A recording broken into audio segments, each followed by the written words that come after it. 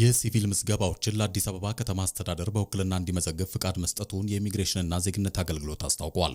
ተቋሙ እየሰጠ ያለውን አገልግሎት በተቀላጠፈና ተደራሽ በሆነ መንገድ ለማከናወን ከአዲስ አበባ ከተማ አስተዳደር ባሻገር ለጤና ሚኒስቴርና ለመከላከያ ሚኒስቴር የመረጃ ሰጪነት ውክልናን ሰጥቷል።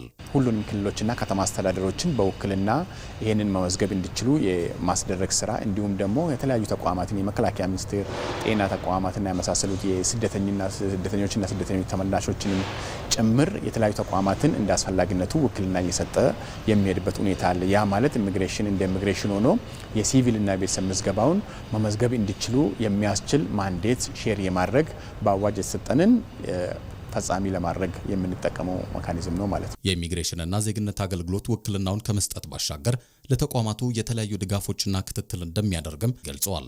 ይህን ውክልናውን ከወሰዱ በኋላ የሲቪል ምዝገባና የቤተሰብ ምዝገባውን ቴክኖሎጂ በአገር አቀፍ ደረጃ ከዘረጋ በኋላ ቴክኖሎጂውን መዘርጋቱ ብቻ ሳይሆን የአቅም ግንባታም ስልጠናዎችን እንዲሁም ደግሞ በተለያዩ የኢንፍራስትራክቸር ስራዎችን በተመለከተ ተቋሙ ራሱ ይሰራል። ነገር ግን ይህንን እስከ ታች ድረስ ደግሞ የክትትልና ድጋፍም ተቋሙ ራሱ ያደርጋል። ድጋፍ ሲያስፈልጋቸው ድጋፍ እያደረግ ማስተካከል ያለባቸው ነገሮችን ደግሞ እያስተካከሉ እንዲሄዱ የምንሰራበት ስርዓትም አለን ማለት ነው።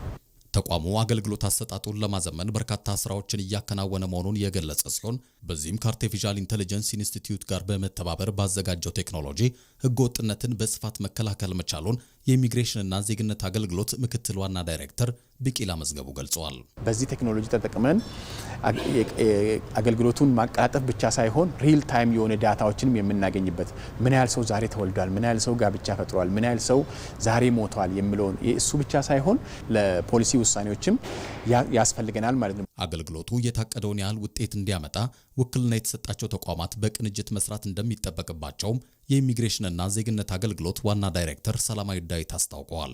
በጠንካራ የዲጂታላይዜሽን ስርዓት የተደገፈ የሲቪልና ቤተሰብ ምዝገባ ስርዓት መዘርጋት የሀገር ደህንነት ለማረጋገጥና የዜጎችን ዓለም አቀፋዊ እንቅስቃሴም ለማሳለጥ ቁልፍ ሚናን ይጫወታል። የሲቪልና ቤተሰብ ምዝገባ ስራችን ይበልጥ በተጠናከረ ስራ አፈጻጸም ለማጠናቀቅ መዝጋቢ ባለድርሻ አካላት፣ ተባባሪ አካላት ጋራ የተቀናጀ ተናባቢ ስራ መስራት አስፈላጊ ነው።